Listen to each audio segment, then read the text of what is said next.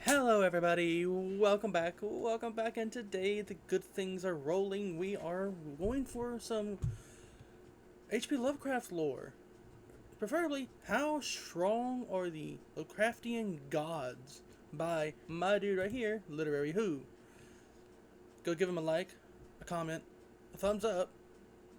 I said that once, I'll say it twice, and give him a good subscribe. Dude's awesome.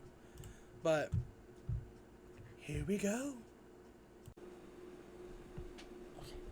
Here we go, let's hop in. Lovecraftian gods. Iconic, influential, and more relevant to this video, very strong. Dude, so how jacked! powerful are they? Well, if you ever wanted to know, this might just be the video for you. But first, an important disclaimer. I once made 5 videos power scaling the 5 most popular characters created by Lovecraft. This video you are watching right now is just those 5 videos combined into one. I did this for convenience so that all the information is in one place. With that said, we can begin, and what better way to do so than by starting with the most well-known character Lovecraft created. I speak of course of none other than Cthulhu, the poster child of Lovecraftian mythos. Have you ever wondered how powerful he is? Well, I haven't, because I am an adult, you see. I do not have time to think about nonsense for children. Instead, I am way too busy thinking about nonsense for children. Speaking of, let's talk about nonsense for children. Specifically, he's Cthulhu, big, strong. Well, let's find out. But first, I want to tell you his backstory. So, Cthulhu is one of the other gods. The other gods is a blanket term to refer to beings like Azathoth, Shub, Nyarlathotep, you know, all those guys. As hey yo! Together, the Kidney Force! Gods, and Cthulhu is one of them. Oh. I want to stop here for a moment. I know that I'm already throwing a lot at you, but I want to clarify 2 things. I just said other gods. No, I did not misspoke. Right. I did not meant to say outer gods. The correct term is other gods. We will discuss this later. Also, yes, I just called Cthulhu one of the other gods. No, Cthulhu is not a great old one. We will also discuss this later. But for now, let's continue. Now, the other gods, all of them are undimensional. They do not have height, they do not have width, they do not have length. Because of this, they cannot interact with the physical realm, but by offering living sacrifices to them, the other gods can gain physical form, which is what they want. Cthulhu's endgame in particular is to come into the physical realm so that he can help the rest of the other gods come into the physical realm too. That is why he's referred to as a priest. As for what's going to happen once the other gods... So he's like a harbinger of Galactus' harbingers, but for him it's for the other gods, other than himself, of course. That's actually really cool. Now that you think about it, that's actually really cool.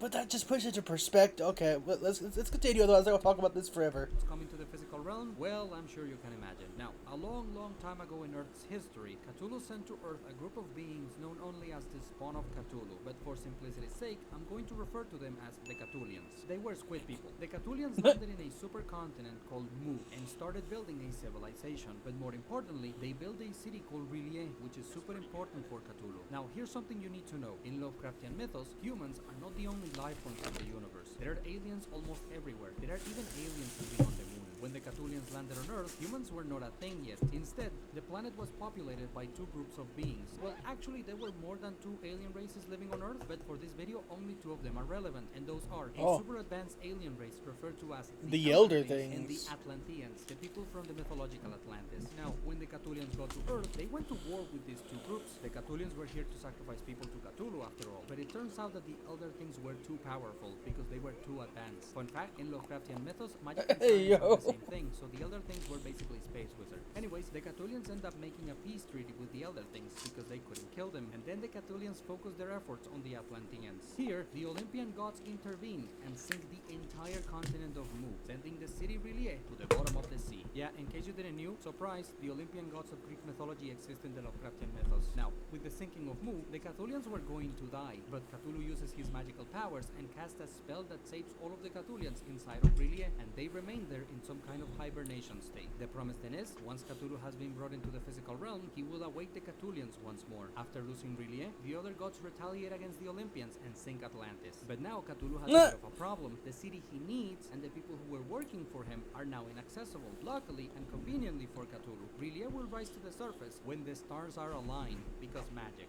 So now all he needs are new employees. And would you look at that? It just so happens that the Elder Things just created all life on Earth, including humanity. So using his psychic powers, Cthulhu communicates with humanity, and he's like, "Hey humans, would you like to be gods?" Humanity then makes a deal with the other gods grant humanity godlike power, and in return, all humanity needs to do is perform living sacrifices to the other gods a couple of times a year, and when R'lyeh rises to the surface, humanity just has to ramp up the sacrifices. Then Cthulhu's gonna walk on Earth, and everything is going to go according to plan. And then the Call of Cthulhu happens, and Cthulhu loses to a boat. Let's talk about his powers. So, Cthulhu actually has very few feats of his own. Most of that is pure scaling, meaning we compare him with other characters and assume he should be capable of doing similar things, but Cthulhu himself does very little. Luckily, two of the things he does are actually very impressive, but let's go over the tame stuff first. For starters, he's an Orbus. Cthulhu is described as being miles high and a literal walking mountain. For reference, that would make him bigger than the Godzilla from the movies. Also, he can regenerate. Yep, he's a big boy, very big boy. Scaling, we'll talk about it later. Lastly, some people claim Cthulhu has some kind of omniscience because of this one line from the Call of Cthulhu. Personally, I disagree, but I have seen people claim this. You can read the excerpt for yourself and make up your own mind. Alright.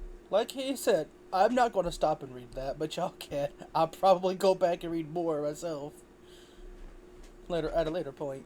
Those are all his low-tier feats. Now let's get into the impressive stuff he has done. In the Lovecraftian mythos, there are many points of existence where higher planes of reality and the physical realm connect. And in those intersections, you can literally walk from the physical realm to a higher plane of reality, or vice versa. Now, Cthulhu does not actually live at the bottom of the ocean. He exists in what Lovecraft sometimes calls the outside, or the void. Cthulhu does not live in R'lyeh. He uses R'lyeh as a portal to descend from the outside and step into the physical realm. That's what R'lyeh is for, but what's crazy is that from the void, Cthulhu can cast his magical spells and use his psychic powers. For you to properly understand why this is crazy. insane, you need to understand how big the universe of Lovecraft is. So, let's start at the bottom. First, we have a structure called the material sphere. This is the physical realm, the universe as you and I know it. Except that Lovecraft's universe is minimum bajillions of years old, and it's Bajillions? It is three-dimensional. Now, dimensionality is something I don't even know how many zeros that is is. throughout this video. So just so you know, whenever I talk about dimensions, I'm talking about spatial dimensions. Width, height, length, that kind of stuff. So the material sphere is infinite in size, bajillions of years old, and three-dimensional. Above the material sphere, there's what's called the dreamlands. This is a more spiritual higher plane of existence that is already beyond time, also infinite in size, and it has an infinite amount of dimensions. Yeah, it has width, height, length, and then an infinite more. What does that even look like? I don't know. Now, in the dreamlands, one can create their own realms that can also be infinite in size. And as it turns out, every being on Earth that can enter the dreamlands is only actually accessing the dreamlands of Earth. As I explained before, the three-dimensional material sphere is infinite in size, and it's full of life everywhere. Every single alien civilization out there has the potential to access the dreamlands of their planets. Each of these dreamlands is as big as the dreamlands of Earth, and everything I have explained to you so far comes together to form a single universe. And as a matter of fact, there is an infinite amount of these universes. Today, we would call such a structure a multiverse. However, Lovecraft referred to his multiverse as the ordered universe. Yes, I know that referring to an entire multiverse as a universe can be confusing, but since we are trying to be faithful to the lore established by Lovecraft, we are going to use his terminology. So, just to be clear, every time I say material sphere, I'm talking about a single universe. And every time I say ordered universe, I'm talking about the entire multiverse as a whole. And by the way, the ordered universe is so big that if you were to compare a single material sphere with the entirety of the ordered universe, that material sphere would be like an atom in size. But we are not done, because beyond all of this is what Lovecraft called the ultimate gate. This is actually Yog-Sothoth itself, and then past this gate, at the center of all creation, is the void. And here is where all of the other gods live, and then at the very center of this void is Azathoth. Now, it is from this void that Cthulhu is sending his psychic powers and magical spells. From here, all the way down to planet Earth, the fact that Cthulhu's powers can reach this far is insane. Compared with Cthulhu, characters with psychic powers like Charles Xavier would be a literal speck of dust. And these are the things he has done. Now let's go over the things he should be capable of doing. Cthulhu's Solo is your favorite verse. And they worship Cthulhu. The other gods always trade power in exchange for sacrifices. Okay, so side tangent. Recently in Doom: The Dark Ages, so far they Doomslayer defeated a old one. I don't want to think it's Cthulhu anymore. Like that, no, That I don't think that's possible. Uh, uh, but if it is, oh man, that's insane. Uh, okay, sorry. Let's continue. That is the modus operandi of the other gods. A single deep one can conjure a storm, and it is believed that all of them together can destroy the earth. The deep ones get their powers from Cthulhu. Cthulhu should be capable of doing these things. Next, there's this lesser deity called Bokrug. Okay, hold on. Cthulhu. Cthulhu should be capable of doing these things. Next, That dude looks badass. That looks so cool. there's this lesser deity So called very Bokrug, cool. and he can turn people into amphibian creatures. Cthulhu is ranked higher than Bokrug. Cthulhu is a much more important deity. You could argue ranking higher in the divine hierarchy equals more powerful. And also you can argue that stronger deities can do anything weaker deities can, which can also make you change races. Next, in Lovecraftian mythos, necromancy is a power that in general is associated with the Necronomicon and the other gods. You could argue Cthulhu can raise the dead. This can be backed up by the fact Cthulhu plans on awakening the Cthulhians once he comes into the physical realm. Moving on, there are these creatures called the Migo. They are lackeys of the other gods. They were sent from the void, and with their wings they can fly at faster than light speeds and time travel through sheer speed alone. Once again, the Migo work for the other gods. The other gods gave Eat them your heart power. out, One could argue Flash. Cthulhu should be capable of moving this fast as well. Moving on, the Mayan gods exist in Lovecraftian mythos, and in fact the Mayan gods come from the void. The Mayan gods are part of the other gods. There's a man named Arthur Feldon, and he creates a device that he is confident will allow him to surpass the Mayan gods, and even then he acts humble when talking about Cthulhu. You can use this to argue Cthulhu is more powerful than the Mayan gods. Next, there's this planet called Yugoth. It's actually just Pluto. In Lovecraftian mythos, Pluto is called Yugoth. The planet is an outpost used by the other gods, and there's this thing called Gathanotoa. Gathanotoa is said to come from Yugoth, so it actually comes from the void, and Gathanotoa has the power to petrify you with its eyes. In addition, in the Necronomicon, there is also a spell that also lets you petrify people. We can use all of this to argue Cthulhu also has petrification powers. Lastly, there's this alien race called the Kanyanians. They come from Yugoth, they worship Cthulhu, and were sent to Earth by Cthulhu. And the Kanyanians have the power to disassemble and reassemble matter. So Cthulhu should have that power too. Alright, that covers all the low-level scaling, so now we can talk about Hey, did he just call that low level? Oh man. I don't even. Okay. the really powerful stuff. So, remember when I said that the other gods gave humanity godlike powers? Well, let's expand on that a little bit. See, the other gods were not lying. They really did give humanity godlike power. It's just that humanity eventually forgets how to access this power. Which, hey, that wasn't part of the deal. The other gods did give humanity what was promised. If humans forgot, that's too bad. But the art is not completely lost. Some humans can still tap into this power. It has to do with the pineal gland, a small part in the brain of the humans in Lovecraftian mythos. When stimulated, the pineal gland allows some humans in the Lovecraftian mythos to enter a higher state of being and gain godlike power. However, not every human can do this. Only creative type people have a chance at tapping into this power. I'm talking painters, writers, musicians, those kinds of people. And even creative types struggle to tap into this power. Most of them need to use some kind of drug to get their minds in the right place. And the older a human in the Lovecraftian mythos gets, the more difficult it is for them to tap into this power, until eventually they reach a point where they cannot do it anymore. Now, of course, the allegory of all of this is not lost on me. This is as subtle as a hammer to the face. I'm just sharing it with you because I thought you were going to find it interesting. But now let's get back on topic. It is. Talk about what humans in the Lovecraftian mythos can do with this power. From here on, we're going to refer to the humans that have access this power as dreamers. And here's what a dreamer can do. They can create their own realm that is infinite in size just by thinking about it. They can create life, perceive, and interact with higher dimensional entities. And in fact, they can't just decide to transcend into places with more dimensions. They are eternal. The passage of time doesn't do anything to them. They can exist for eons. They can choose to reincarnate at any point in time, be it past or future. They can remember past lives. They become so powerful they can shake all the stars. Need I remind So you, the we are Emperor. talking about all the stars in an infinite universe. They can easily and casually fly through space at faster than light speeds. They can transmute The matter. Emperor and Warhammer, they can just of course. do anything. But here's the most insane stuff. Dreamers become so powerful that if another person looks at them, it's like if that person was looking at a galaxy. Also, dreamers are capable of creating something that is better than something that was created by the other gods themselves. What? Oh! Epilepsy warning. Aha.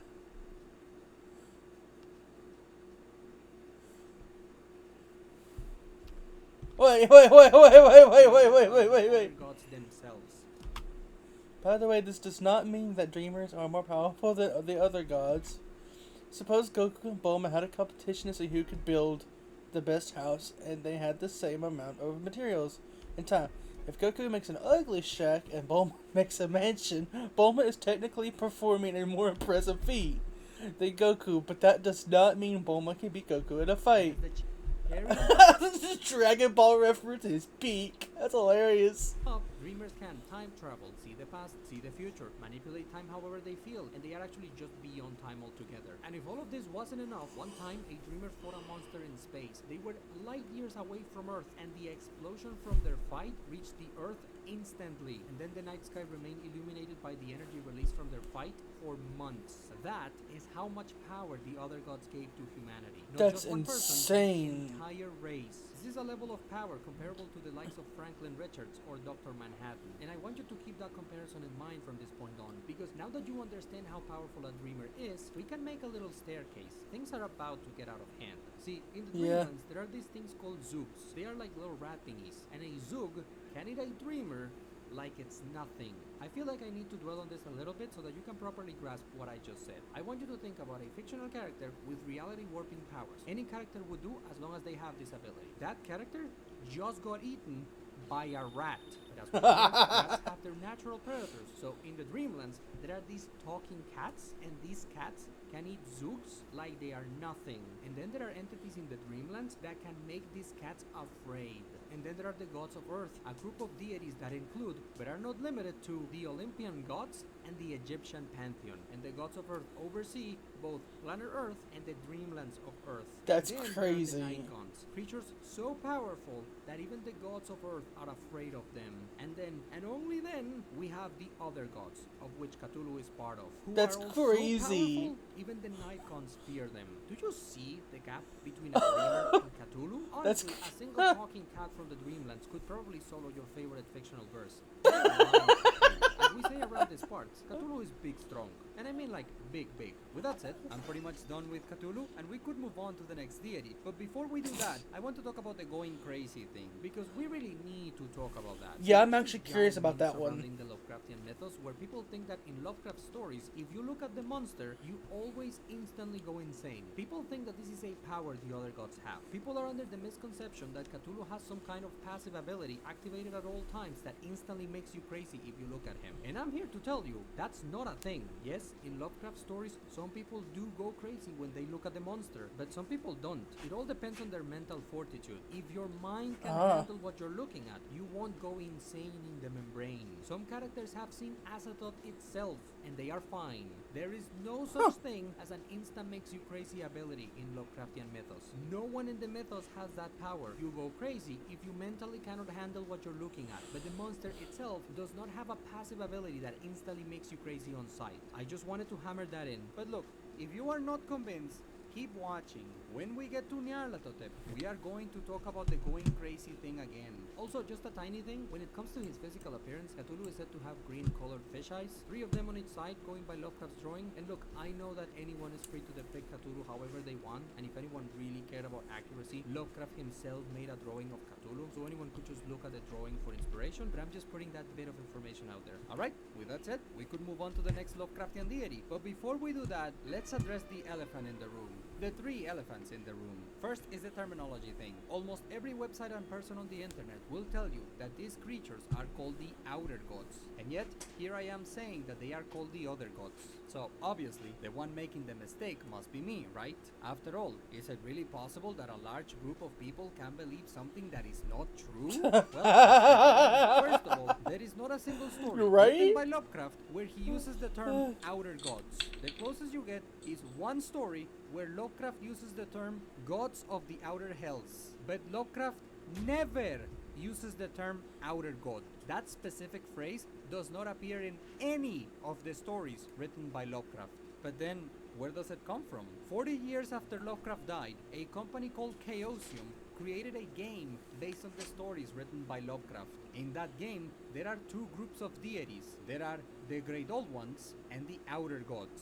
That's where the term Outer God comes from. It comes from a game created 40 years after Lovecraft died. But Lovecraft himself referred to the evil deities he invented as the other gods. In universe, as in within the stories written by Lovecraft, just a game really made a big mistake. We'll use the term other gods when they are talking about the other gods. So that's what they are called. The correct term is other gods. And look, I know that some people do not like this term because they think it sounds lame. And to those people, I am happy to inform that Lovecraft also used the term ultimate gods. So you can use that term and still be faithful to the lore established by Lovecraft.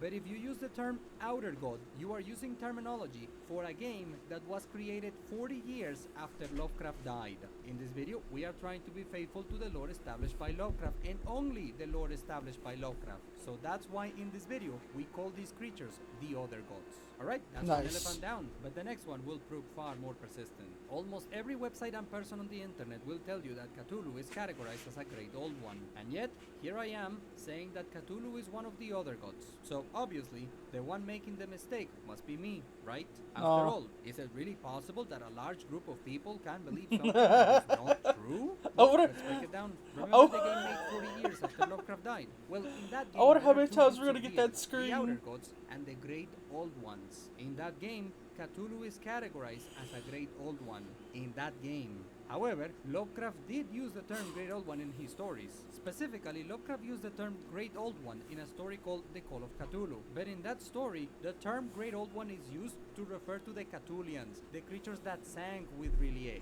The inhabitants of R'lyeh are the Great Old Ones. And no, despite popular belief, Cthulhu does not live in the city R'lyeh at the bottom of the ocean. There is a story written by Lovecraft that tells us about the sinking of R'lyeh. And in that story, it is not mentioned that Cthulhu sinks with R'lyeh. What the story does say is that Cthulhu sends creatures to Earth to build his city for him, and they are the ones that sink with the city. Cthulhu is stated to be related to the other gods by blood. He is part of their family, and we know that all of the other gods live in the void. Since Cthulhu did not sink with R'lyeh, and he is a family member of the other gods, and all of the other gods live in the void, we conclude that Cthulhu is one of the other gods, and he lives in the void. And while the only 5 nerds that care about this are furiously typing that I'm totally wrong, I am going to move on and tackle the last elephant. So, if Cthulhu is so strong, why he lost to both? Personally, I think that I already gave you all the pieces to solve that puzzle, but I can still explain it, that's no problem. To be brief,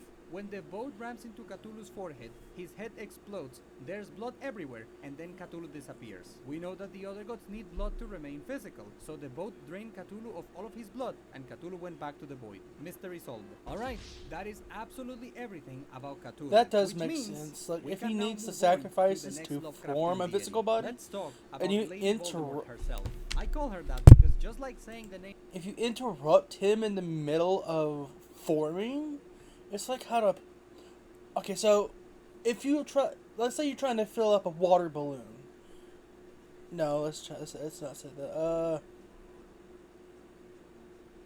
Yeah. You're trying to fill up a water balloon and then freeze it in the freezer, so it stays its solid shape, and you could take off the outer layer and be just fine.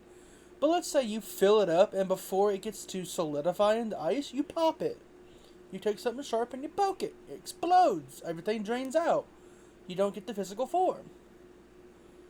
So yeah, that in my thought process, that makes a lot of sense on why he lost to boat.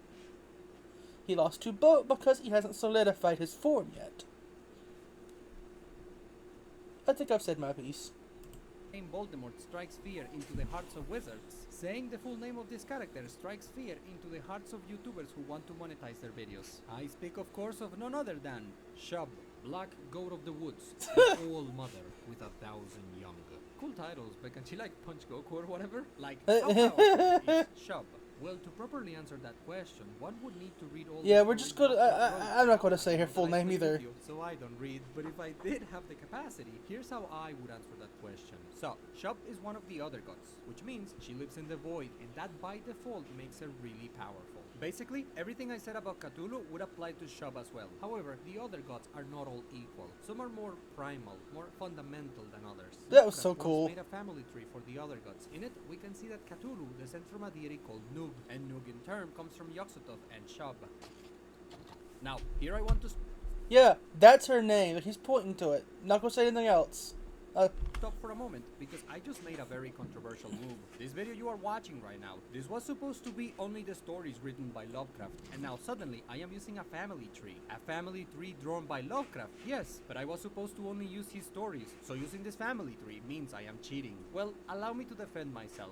This will be the only time in this entire video where I will mention the family tree. And the only reason why I'm bringing up the family tree is to show to you the exact gap between Cthulhu and Shub. But since the only sources I was supposed to use for this video were the stories written by Lovecraft, that's her let's ignore the grandson. family tree. Within the stories written by Lovecraft, it is still stated that Cthulhu has problems perceiving higher ranked deities. We are talking about Cthulhu here, and he can barely perceive them. That's how much beyond Cthulhu beings like Shub are. Remember the staircase from the Cthulhu section? Let's bring it back. Here's Cthulhu. Now let's make another step, and that's where Shub would be. So as you can see, it would be insanely powerful. But here's the thing: this staircase does not properly represent the gap between Cthulhu and Shub, because this staircase makes it seem like Shub is only slightly above Cthulhu. The reality is that beings like Shub are so beyond the rest of creation that compared to them, everything else is not real. It's fake. An illusion. And a being like Shub can manipulate the whole of creation however she wants. And remember, the cosmology of Lovecraft is insanely massive, and from Shub's perspective, even something as big as this massive cosmology is essentially fictional. So while in Lovecraft I represent Shub as just being slightly above feels Cthulhu, so small. the reality is that Shub would be so beyond Cthulhu that Cthulhu might as well not exist. And that, my friend, is how powerful Shub is. Now here's the thing. Shub is part of the Big Five from the Lovecraftian mythos. That's 5 names that everyone watching this video has heard of at least once. But unlike the other 4, Shub actually never appears in any of the stories. And in fact, she technically doesn't even have a single line of dialogue. So because there's not much to work with, if you want to talk about her powers, what I told you is basically about as good as it gets. Which means we could now move on to the next deity. But I don't want the section about Shub to be just like 2 minutes long. So while we are here, let's talk about other things aside from her power level. Okay, so let's start with her character motivation. What does she want? What's her goal? Well, actually, we have no idea. See, most of the other gods are very straightforward. And when I say most of them, I don't just mean the big 5. The void is full of these creatures. 5 of them are the most well-known, but there's a bunch more. And most of them are very simple to understand. Most of the other gods are mindless. They are incapable of thinking, and they are also hungry, like all the time. So they just want to eat outside. Dude just snacked on him. What looked like to be a reactor. As simple as that. But Shub has shown that she has the capacity for thinking. See, back when Mu was at the surface, there was a guy named Tiog. He was the high priest of Shub, and his goal was to kill a monster called Gatanotoa. However, he couldn't just walk to the thing and stab it, because anyone who looks at Gatanotoa gets petrified. So in a dream, Shub herself grants Tiog a spell that would protect him from the petrification powers of Gatanotoa. This shows that Shub is capable of thinking. She is not mindless. So the question is, if Shub can think and she is super powerful, why can't she achieve her goal, whatever it may be? That's assuming, of course, that she has any goal in the first place. And we can speculate about what her end goal could be. This is my head canon, but Lovecraft himself does not provide an answer. So at least canonically, we don't know what she wants. We don't know. Mystery box. The only thing we know for certain about Shub's personality is that, according to Tiog, for some reason, she really disliked Gatanotoa. However, what Tiog says should be taken with a mountain of salt, because the actual reason why Tiog wanted to kill Gatanotoa was because he believed that if he did, he would become so famous that people might even worship him as a god. Nevertheless, Shub did give Tiog the power he needed, which shows that A, at the very least, Shub was okay with her high priest trying to kill Gatanotoa, and B, she is capable of thinking.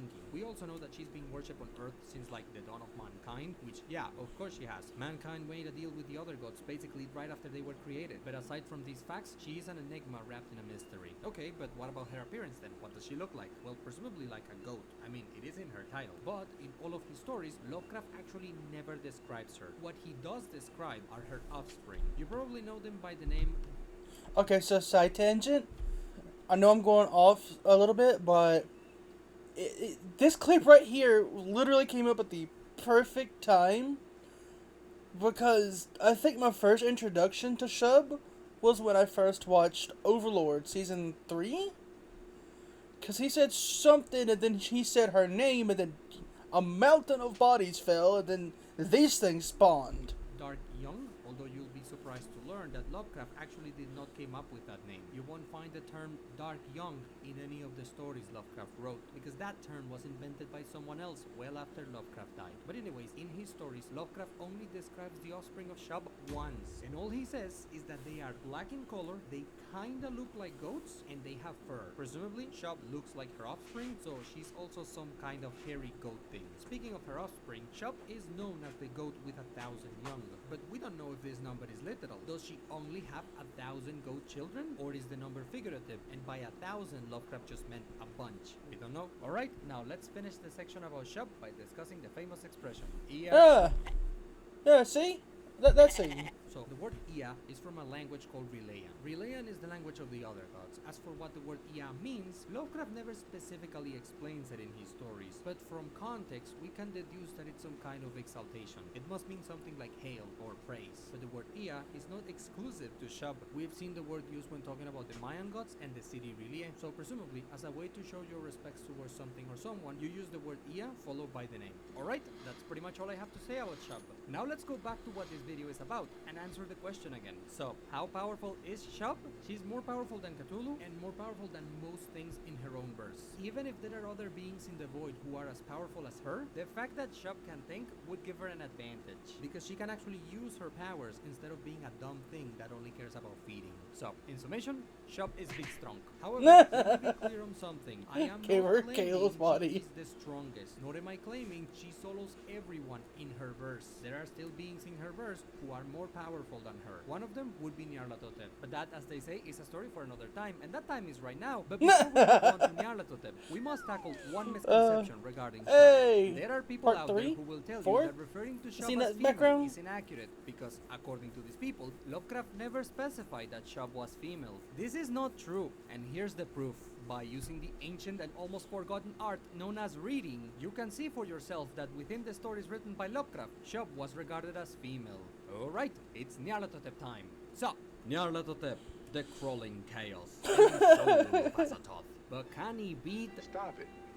Get some help. So, how Exactly. powerful is Nyarlathotep? And we're talking about power levels, ever get me laid. Alright, enough goofing around, because there's a lot to cover and I don't want to waste your time. Now, before we talk about his powers, let's talk about his backstory. So, Nyarlathotep is one of the other gods. In fact, he is the very soul It's a of twink! all of the other gods, and he exists to feed them. That's basically his job. Well, one of them anyways, because Nyarlathotep is also considered the messenger of the other gods. When someone makes a deal with the other gods, that person usually makes the deal with Nyarlathotep himself. Nyarlathotep basically represents the other gods and speaks for them. He is also loyal to the other gods, by the way. He acknowledged them as his masters. What's interesting about Nyarlathotep is that despite being a creature from the void, Nyarlathotep can leave the void at will and freely roam through all of the dreamlands unrestrained. That's why he's called the crawling chaos, because he moves around. The only place Nyarlathotep cannot go is the material sphere. But Nyarlathotep is very special, you see, because unlike most of the other gods, he can think, and he's actually very smart, so he figured out a way to circumvent his limitations. See, there's this thing called the Shining Trapezohedron. It's some kind of weird looking stone or gem. It was created in New Goth, presumably by the Migo, and within the trapezohedron, Nyarlathotep stored some of his thoughts. Now, the trapezohedron is magical. If you are near it, it is going to make you want to look at it, and if you look at it, a sort of symbiotic link will be formed between you and Nyarlathotep, and then an avatar of Nyarlathotep will emerge into the physical realm. This avatar is called the Haunter of the Dark. It's a black giant winged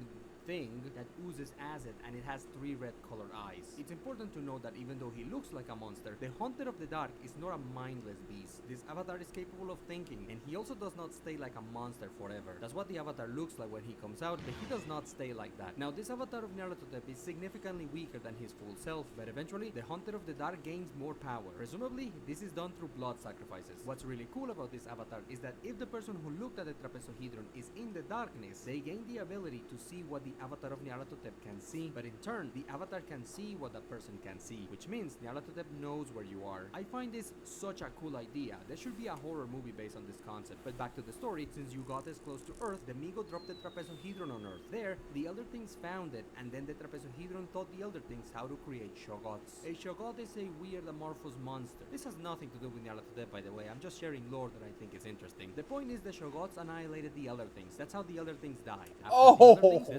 trapezohedron was found by other civilizations, Dang. including the Atlanteans and the Egyptians, who are actually important to this story. In Egypt, a pharaoh named Neferka acquires the trapezohedron and summons Nyarlathotep's avatar. Eventually, other Egyptians discover what's going on, and they figure out the great secret about Nyarlathotep. I will talk about that in a moment, just let me finish this. The Egyptians then get rid of Nyarlathotep's avatar, the trapezohedron is left buried in Man, some just temple whips out the Neferka Glock. built, and as punishment for what he did, Neferka is erased from history. The Egyptians destroyed any records that Neferka ever existed. Fast forward a couple thousand years, the trapezohedron is rediscovered, and the Hunter of the Dark is summoned a couple more times. During one of those times, Nyarlathotep went to Salem. Yeah, the Salem known for the witch trials. Turns out in this universe, Nyarlathotep goes to Salem and tells a couple of women, "Hey, do you want to learn magic?" And that's what started the whole witch trials thing. Oh, So, if man. witches are real. But anyways, as for the That's trapezohedron, messed the last up. thing Lovecraft wrote about it is that it's stored in some museum in the Oh, United man. States. Now, perhaps you noticed that the avatar of Nyarlathotep keeps being summoned. That's because there is a way to get rid of him, and the Egyptians figured it out. So what's the secret? To banish the avatar of Nyarlathotep, you must witness Nyarlathotep's true form and not die. Presumably, the way it works is that you use the trapezohedron as some kind of lens. You look at Nyarlathotep's avatar through the trapezohedron, you will see his true form, and if you can handle what he looks like, the Hunter of the Dark goes back to the boy. Anyone can do this. It doesn't have to be the person that summoned the avatar. All you need is the trapezohedron and be mentally prepared for it. To give you an idea, a regular guy succeeds on banishing the avatar. Oh, He goes to man, the hospital dang. after, but he's alive. So whatever Nyarlathotep's true form looks like, it can't be that bad. I mentioned this when I talked about Cthulhu, but it's worth repeating because this is a misconception that refuses to die. The other gods do not have a weird passive ability that instantly makes you crazy or instantly kills you if you look at them. If you can handle what they look like, you'll be fine. Well, I mean, if you're in front of them, they're still probably going to eat you, but just looking at them doesn't instantly make everyone go crazy. If they can you even handle what they look perceive like, you. you won't go insane in the membrane. And look, why don't we try a different approach just to really hammer the point home? This video you're watching right now, at its core, this is a video about power levels. This is a video trying to determine how powerful the other gods are. And when it comes to the powers of the other gods, there is a lot of people who believe that the other gods can defeat all of fiction because, according to these people, nobody can look at the other gods without going crazy. No, that's There are not a lot how of they people defeat out your there who favorite will tell you verse. things They're like, just well, nobody built can look different. At Cthulhu because if you look at him, you will go crazy, and if you can't look at him, you can't fight him. Therefore, Cthulhu wins by default every time. There is a lot of people who genuinely believe something like this, which is why, since we started with Cthulhu, I've been trying to demonstrate to you that the other gods do not have this insta-crazy power. And I just gave you what should be the final nail in the coffin. If a normal human can look at Nyarlathotep's true form, and that human only goes to the hospital for a bit, then I promise you, my friend, that there are tons of characters in fiction that can look at the other gods and be fine. Galactus can look at the other gods and be fine. Darkseid can look at the other gods and be fine. And you know what? I argue even Superman could look at the other gods and be fine. It's all about your mental strength. If to you, the person watching this video, if to you, the idea of a walking mountain is too ridiculous, if that idea is literally beyond the scope of your imagination, then maybe Look you at would so go crazy starts looking at breakdancing. Cthulhu. But that doesn't mean that every character in fiction ever would go insane if they looked at the other gods. The other gods do not have an invisible aura surrounding them at all times that instantaneously causes madness on sight. They don't have such a power. Now, does that mean that the other gods cannot make someone go crazy? No, that's not what I'm saying at all. If, for example, Nyarlathotep wanted to make someone crazy, if Nyarlathotep Yeah, Nyarlathotep did get a. Oh, that's right. Yu-Gi-Oh did get a Cthulhu Mythos archetype. If I'm not mistaken, they even had like 1 to 2 cards absolutely banned because they were overpowered. Makes sense though. I mean, have you just straight up listened to this? This is crazy how strong they are. Don't think much in Yu-Gi-Oh could handle them, or any other card game for that matter. No, not one I can think of. was willing to pour every ounce of his power to mentally break someone, if Nyarlathotep was willing to use every resource available to him, could Nyarlathotep make someone go crazy? Yes, but think about this. Let's say that Goku wanted to mentally break Krillin. Let's say that Goku was willing to use every ounce of his power, and he was willing to use every resource available to him just to make Krillin go insane. If Goku did that, could Goku make Krillin go crazy? The answer is also yes. But does that mean that That's if you look at dark. Goku, you go crazy no matter who you are? No. Just because Goku potentially could make someone go crazy, that doesn't mean he has a magical ability that instantaneously makes you crazy on sight no matter who you are. And the same applies to the other gods. The other gods are weird looking. They are hideous monsters. But it's all about your mental strength. If you can handle what they look like, you will be fine. And if a normal human can look at Nyarlathotep's true form and that human only goes to the hospital for a bit, then I promise you that there are tons of characters in fiction that can look at the other gods and be fine. That dude's This gonna idea definitely have some that the other nightmares, gods though. Stomp all of fiction because nobody can look at them without going crazy. This idea needs to die. Enough is enough. Yes. And look, I know that what I'm Exactly. saying won't convince everyone. I know that there will be people out there that will listen to everything I just said, and they will still cross their arms and say, "No, you're wrong. Cthulhu makes you crazy." Okay, hold up. Tangent time. I have ran into so many people like that it's absolutely insane. Like, they'll be so hard-headed about something that means, like, their point is obviously wrong. I'm going to just straight up put it there. I'm not going to sugarcoat this or nothing. I've ran into so many people like that sometimes you just wish you could reach through the screen and give them the biggest gib slap of their life. Knock some sense into there they just don't got. Okay, I've had my side tangent. We could get back to my dude here. My tangent has been said. I am better now. On sight no matter what. I know that there will be people like that, but hopefully you won't be one of them, because hopefully you now know better. Alright, now let's go back to what this video is about and talk about the powers of Nyarlathotep. Starting with his avatar, a freshly summoned Hunter of the Dark is already capable of flying at the speed of a meteor, however fast you think that is. As a passive ability, the Hunter of the Dark gives nightmares to everyone around him. The range of his passive ability is as large as an entire city, and he is also super smart. Remember that in this universe, magic and science are the same thing, so not only could Nyarlathotep bore you to death with super advanced math, but he also knows magic. We don't know exactly what kind of magic, but he taught some witches how to open portals to realms with higher dimensions. At bare minimum, he should have that spell. Also, in universe, some people believe Nyarlathotep's avatar lives at the center of the world. Taken seriously, this would mean Nyarlathotep's avatar can go into the core of the planet and be fine. That would be impressive if we believe it. Lastly, for his avatar, the Hunter of the Dark can, at any moment, go from the material sphere to the void, and he can take other people with him. It'd be a one-way trip, because once in the void, the avatar can't go back to the material sphere until someone looks at the trapezohedron again, but once in the material sphere, the avatar can choose to go to the void at will. He can do it once, but he can do it. The question now is, how exactly is he doing this? Because there are two options. Either the avatar is flying to the void, or he's teleporting there. And both of those are insane for different reasons. If the avatar of Nyarlathotep is flying from the material sphere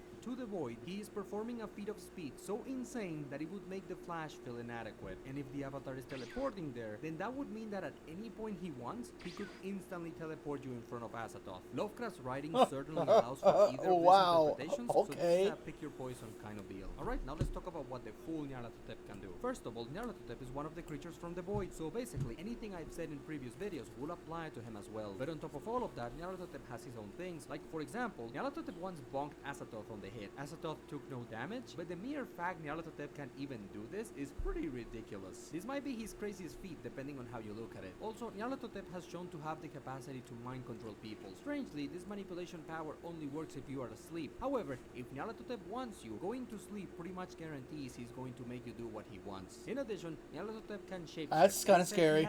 Freddy Krueger type situation. So he can look like anything, but he does have a preferred appearance. Most of the time, Nyarlathotep chooses to look like a tall, completely bald, faceless, black humanoid figure, and he has hooves on his feet. But back to his powers, Nyarlathotep can grab all the gods of Earth from one place and sounds drop them in another familiar. place. Let me explain to you why that's insane. In the fictional universe Lovecraft created, a deity like the Egyptian sun god Ra actually exists, and Nyarlathotep is moving a deity of that caliber with about as much effort as it will take you to grab your phone and put it somewhere else. But I am not done, because Nyarlathotep is the That's soul scary. of all of the other gods. We know that in this universe, souls have power. Nyarlathotep being the soul of every single one of the other gods must mean that at bare minimum, Nyarlathotep has a portion of the power of every single one of the other gods. That includes Azathoth, Yog-Sothoth, and yes, even Shub.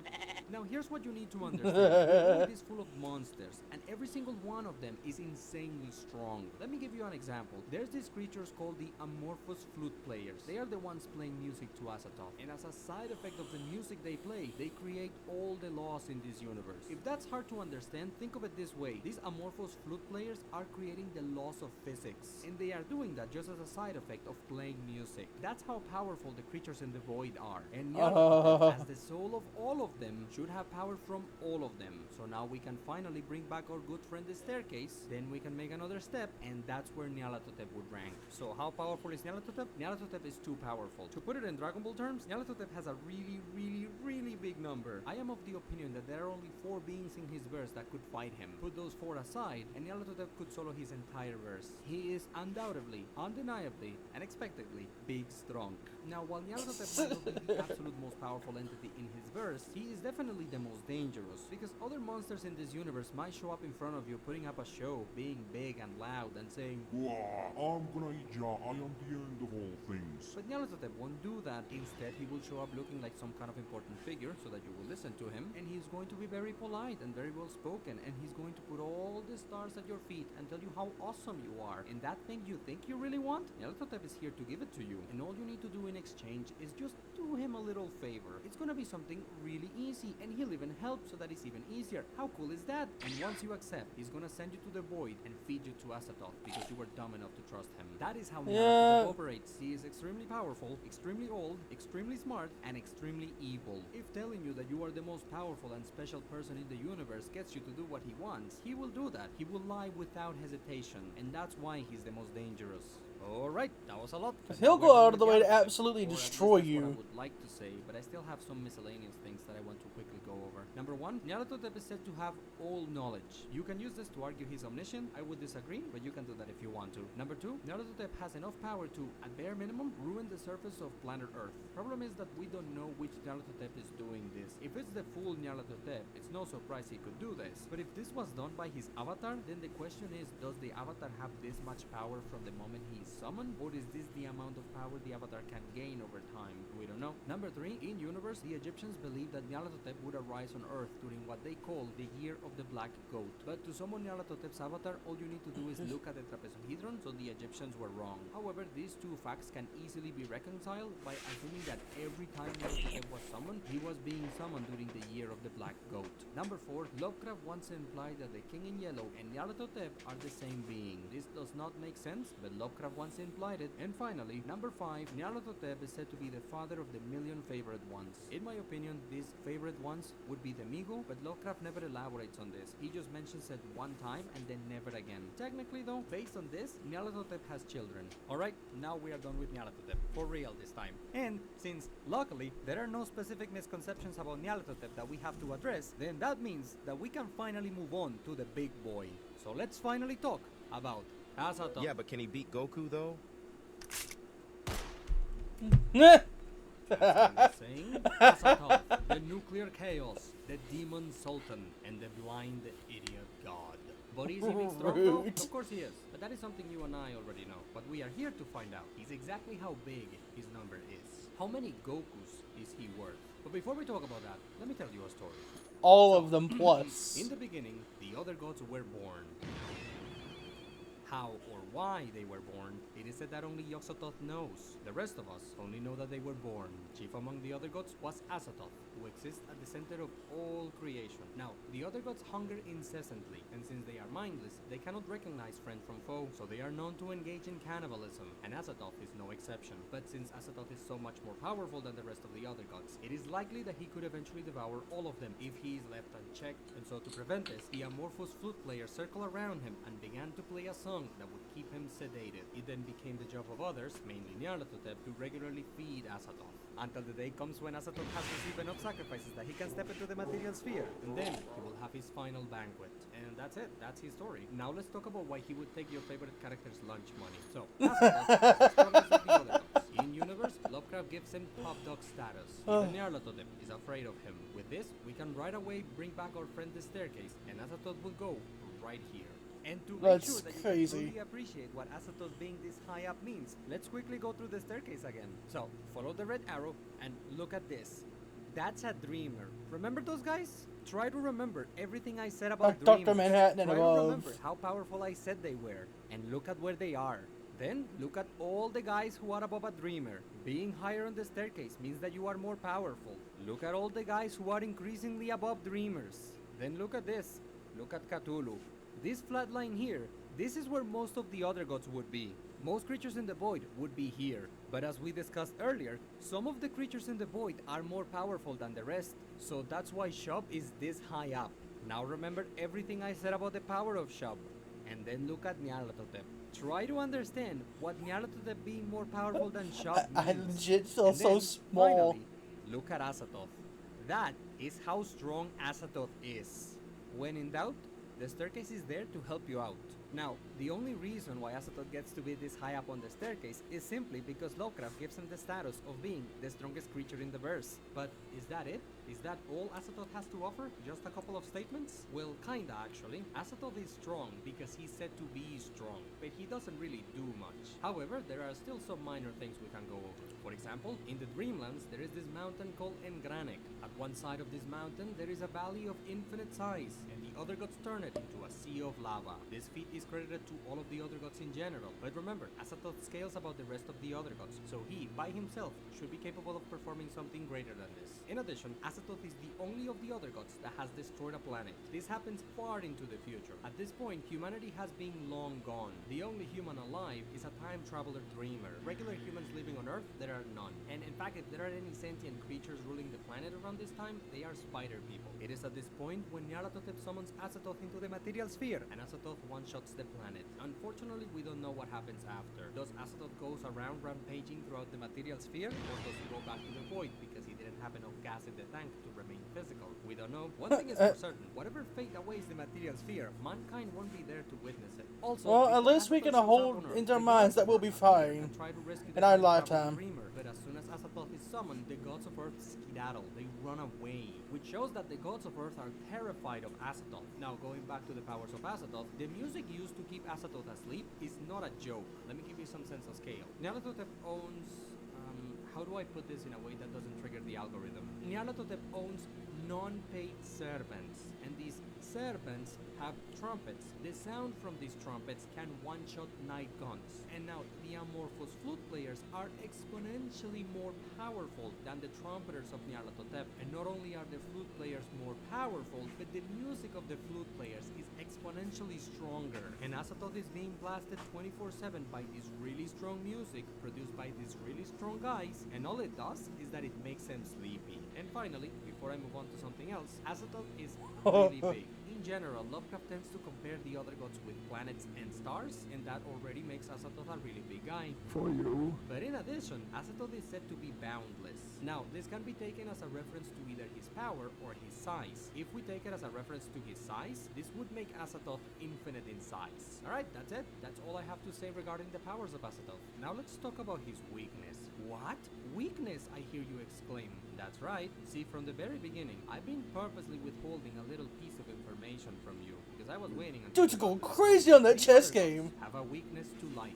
It hurts them, and with enough of it, you can even kill them. This applies to all of them, even mighty Azathoth. Like, Said yeah, that, give me. all Dragon Ball fans that care about power levels will unanimously cheer in glee and victoriously declare, yes, we did it! Goku's ki naturally emits light. Goku Not is enough. walking kryptonite for the other gods. All Goku would have to do is just turn Super Saiyan, and all of the other gods would be atomized because Goku has a really big number. And to anyone who thinks that, no.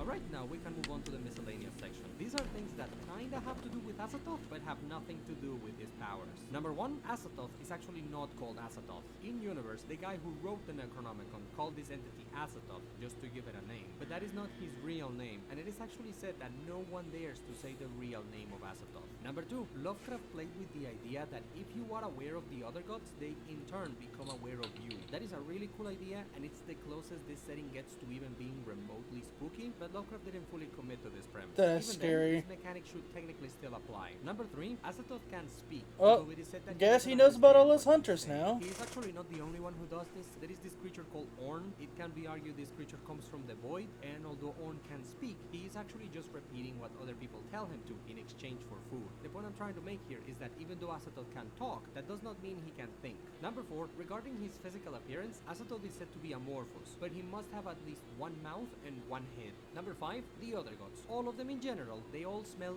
really bad. In fact, that's how you can tell they are nearby, because apparently they all smell disgusting. Number 6, dogs absolutely hate the creatures from the void. In one story, one of the Migo lands on the roof of a house, and then a dog jumps on the roof of the house just so that it can attack this thing. Dogs go ballistic when they feel a creature from the void nearby. Go get a Fido! Oh shit, you can jump 40 feet! Let's go! I had to make the joke. A dog leaped like, I don't know how many feet just to attack this. If I'm not mistaken, that means for things like a bug-looking critter? Real glad I don't have to deal with that. There's only one bug that's acceptable, and that's the,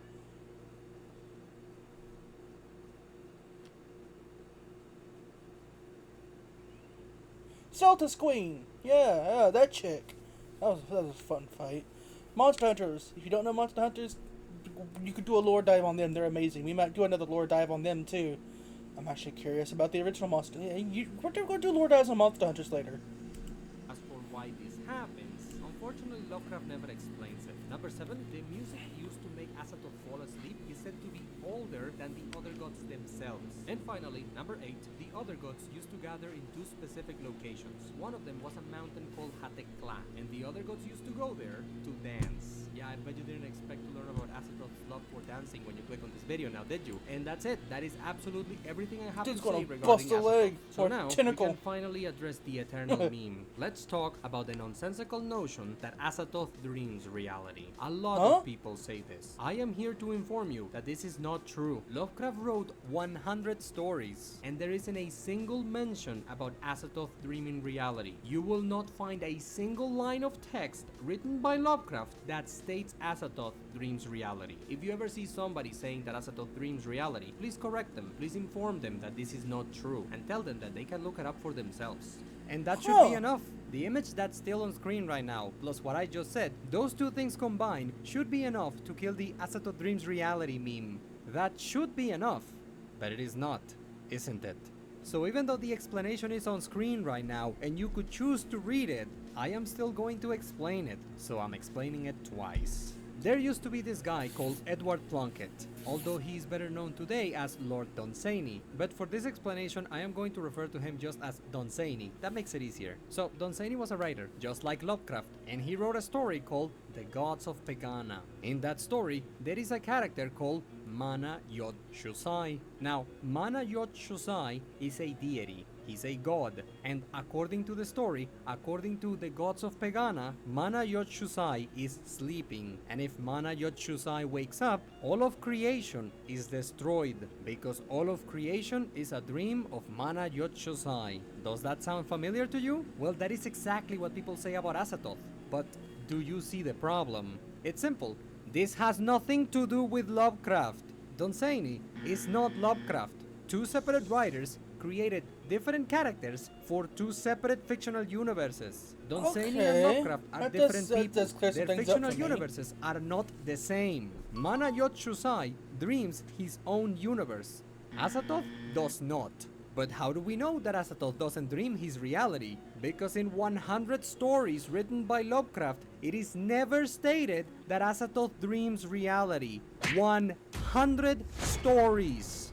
If Lovecraft intended for Azathoth to dream reality, he would have mentioned it in one of his stories. At least yet, there is one. not a single line of text, not a single sentence, stating that Azathoth dreams reality. And before someone starts quoting fungi from Yugoth at me, let's address that. So, Lovecraft was a writer, he wrote a bunch of stuff, including poetry. A bunch of his poems then are put together into a single book, and that book is called Fungi from Yugoth. Now, some people claim that fungi from Yugoth is proof that Azathoth dreams reality. Specifically, they claim that Poem 22 of Fungi from Yugoth is definitive evidence that Azathoth dreams reality. And I don't understand how they come to this conclusion. I don't understand how anyone can read Poem 22 of Fungi from Yugoth and think, yep, that definitely says that Azathoth dreams reality. These people just want Azathoth to dream reality so badly because for some reason they are married to this idea. So they want it so badly that they are willing to win the gold medal at the Mental Gymnastics Olympics. Poem 22 of Fungi from Yugoth does not state or imply that Azathoth dreams reality. And finally, since we are here, we might as well tackle the Lovecraft was a fan of Dunsany argument. So, there are people who say that Azathoth is the same as Mana Yot Shuzai because Lovecraft was a fan of Dunsany. That is such a bad argument that I am sure you can tell why it's wrong without me explaining it. But more I'm than going to type do of it people. anyways. Masashi Kishimoto,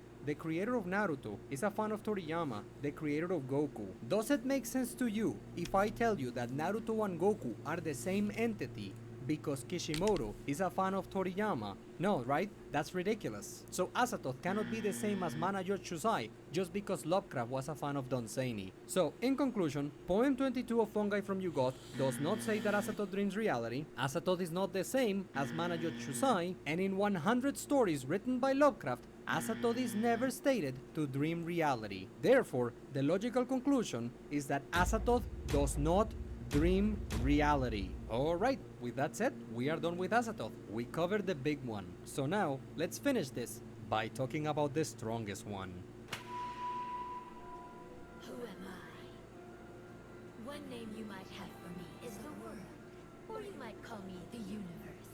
Or perhaps God. Or perhaps the truth.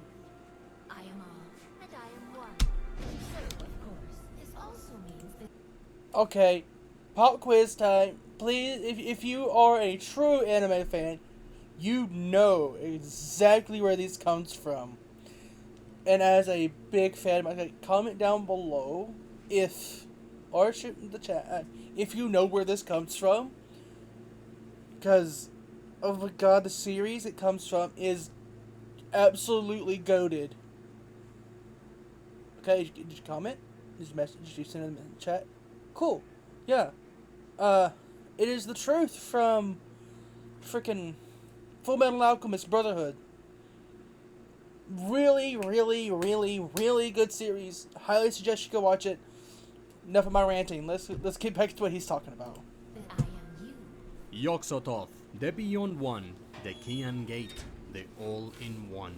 Have you ever wondered how powerful Yog-Sothoth is? And will people leave me comments asking me if Yog-Sothoth can beat Goku? Honestly, I hope so, because the whole "but can he beat Goku" though is a funny meme. Now, usually before I talk about powers, I like to cover the story of the character. Unfortunately, this time I cannot do that. Not because I don't want to, but because Lovecraft did not give us much information about Yog-Sothoth. We know some very minute things about him, but that's not enough to form a narrative. So, without a story to recount, we can jump straight away to his powers. Yog-Sothoth is the strongest thing in the fictional setting created by Lovecraft. But what exactly is it that makes me declare Yog-Sothoth as the strongest? Well, actually, it's very simple. Yog-Sothoth is the entirety of the fictional setting created by Lovecraft combined. From the smallest of bugs to the greatest of deities, everything in this setting is Yog-Sothoth. Imagine if all of Dragon Ball was a single guy, the two Xenos, the angels, the gods of destruction, all mortals, the 12 universes, all timelines. Imagine if everything in Dragon Ball was fused into a single being. Imagine if all of DC Comics was a single guy, all of Marvel, or Pokemon, Digimon, whatever franchise you want. If there is a character that is the entire setting combined, that character would not just be strong, but it would be the strongest thing in that setting. And that is what Yog-Sothoth is. That is why he is called That's All crazy. One. That's And yes, so even crazy. all of the creatures in the void are part of him. Yog-Sothoth is even stated to be superior to all of the creatures in the void, and he is flat out said to be omnipotent. This is a word that Lovecraft does not use for any other character. In 100 stories written by Lovecraft, the only character that is said to be omnipotent is Yog-Sothoth. And that is not the only Omni he has, because it is said that Yog-Sothoth knows everything, and if you think about it, he should be omnipresent too. Having said all of this, we can bring out our good old friend the staircase, perhaps for the last time, and while you might expect Yog-Sothoth to be placed here, the reality is that Yog-Sothoth does not belong anywhere in the staircase, because Yog-Sothoth is the staircase. That From is here to here, mortifying. every single character in the staircase, they are all part of Yog-Sothoth.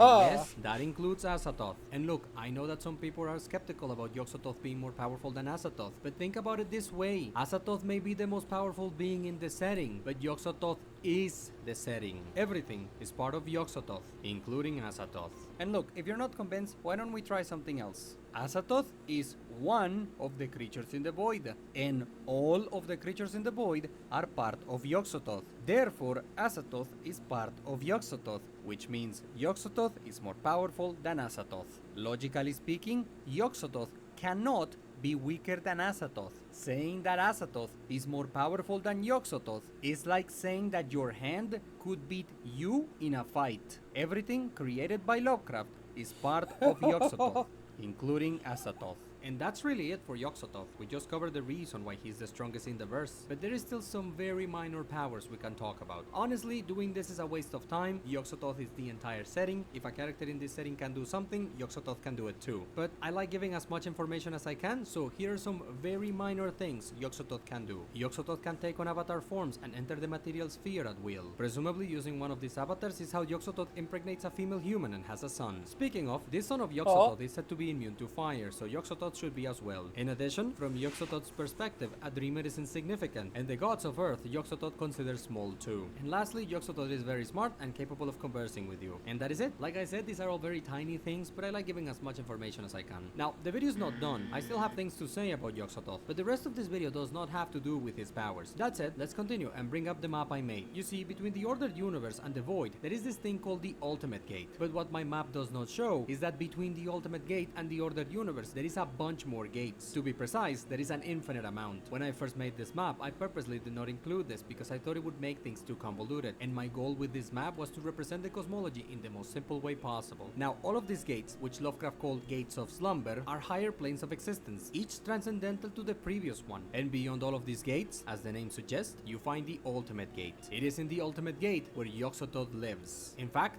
the Ultimate Gate is Yog-Sothoth. You can think of the Ultimate Gate as Yog-Sothoth's body. What's really interesting is that the Ultimate Gate is pure light. Evil light, because Yog-Sothoth is evil, but light nonetheless, and the creatures in the void are weak to light. So it is actually Yog-Sothoth. It is actually the Ultimate Gate that prevents the creatures in the void from leaking into the Ordered Universe. That is why Yog-Sothoth is said to be the Guardian and the Gate. The question is, why is Yog-Sothoth doing this? He is clearly evil. What does he care about the Ordered Universe? In fact, why doesn't he destroy the Ordered Universe himself? And since we are asking questions, it is said that Yog-Sothoth feeds you to the creatures in the void if you seek him out. But why does he do this? Why does he bother feeding these creatures? All of these are good questions. Unfortunately, Lovecraft does not provide an answer to any of them. That does not mean we cannot come up with our own explanations, and you better believe I have my own headcanon. But officially, we do not know why Yog-Sothoth does the things he does. We also don't know anything about his birth. Lovecraft tells us that Yog-Sothoth knows when the creatures of the void were born. But does Yog-Sothoth know that because he's omniscient? Or does he know that because he was there to witness it and therefore he is older than the other gods? Which, by the way, the creatures of the void are older than time itself. Is Yog-Sothoth older than the other gods? We don't know. Alright, enough asking questions. Let's do the miscellaneous section. Here are some little bits of information that have to do with Yog-Sothoth. For starters, Yog-Sothoth's true name is not Yog-Sothoth. He is known by other names like Yog-Sothotha and the Beyond One. But in universe, the people of Earth know him by the name Yog-Sothoth. Speaking of Earth, in this verse, there are people on Earth who legitimately worship Yog-Sothoth. Moving on to his appearance, Yog-Sothoth is said to look like orbs of light, but this is an in-universe artistic representation. His actual appearance is just light. Alright, that would pretty much do it. This would be a great point to end the video, but I want to address the Supreme Archetype nonsense. I don't know who started this, but I see it every now and then. For some reason, some people claim that in the fictional setting created by Lovecraft, there is this super special secret character called the Supreme Archetype, and they claim that this character is more powerful than Yog-Sothoth and Azathoth combined, and they also say that this Supreme Archetype is actually the quote-unquote final boss of this verse. I don't know where people get this, but it's clearly a widespread enough misconception that I've seen it being mentioned a couple of times. Look, anyone who says this either has never read through the Gates of the Silver Key or severely lacks reading comprehension. No offense. In case you need to hear this, the Supreme Archetype is Yog-Sothoth. The Supreme Archetype is not a separate character. Alright, that does it for Yog-Sothoth. And that does it for this verse in general. I covered the big five. those are the ones most people care about, so we are done. Now, could I make videos on other minor things? Of course. Am I going to do it? Probably not. However, I think it would be a good idea to make a video talking about the good guys of this universe. Well, I should say good guys in quotations. But there are forces opposing the other gods, and I think this merits some discussion. But am I ever going to make that video? I don't know. Look, if I ever do make that video, you will find a link to that video in the description of this video. But yes, anyway, you did make let's that close video. this with some final thoughts. First of all, Yog-Sothoth has all the strongs, be it the big ones or the small ones. He has all the strongs. As for the Lovecraftian gods in general, the other gods are very powerful. It does not surprise me that a lot of people think that the Lovecraftian gods are the strongest characters in fiction. They are not, by the way, but I understand why a lot of people think they are. Just a dreamer would be incredibly strong in any other fictional setting. You drop a dreamer in almost any other verse, and the dreamer either automatically becomes the strongest thing in that verse or in the top 10. And a dreamer is laughably insignificant compared with the other gods. So I That's understand why insane. so many people think the Lovecraftian gods are the strongest in fiction. Again, let me repeat this. They are not, but I understand why a lot of people say this. All in all, this is a very cool verse. Very strong, generally well written, and full of very interesting ideas. Say whatever you want about the man, but the setting he created, 10 out of 10 in my opinion. Having said this, we reached the end of our journey. For watching this entire thing, for surviving this monster of a lecture, for making it all the way till the end, all I can say is thank you. Thank you for giving me an hour of your life. If you enjoyed this video, consider checking out my other videos. Maybe you... Okay. So we just got a rundown on true power, if I was to say the least. Wow, okay. You know, I did not expect how powerful the Cthulhu mythos gods were. And they're called other ones other than the outer gods. Like, I've heard so many things and so many misconceptions. I'm actually really, really glad we went and watched this, because it was so good. Like, dude, go give my dude, literary who, go give this man, this wonderful, wonderful man, a huge thumbs up. Hello everybody, welcome, thank you for watching this whole video. Man, that was some wild information, lots of cool things hit on there. And for all you haters out there, Cthulhu will solve your favorite verse. This is going to be your boy Junker out, and may all you wonderful hunters and fledglings out there stay safe.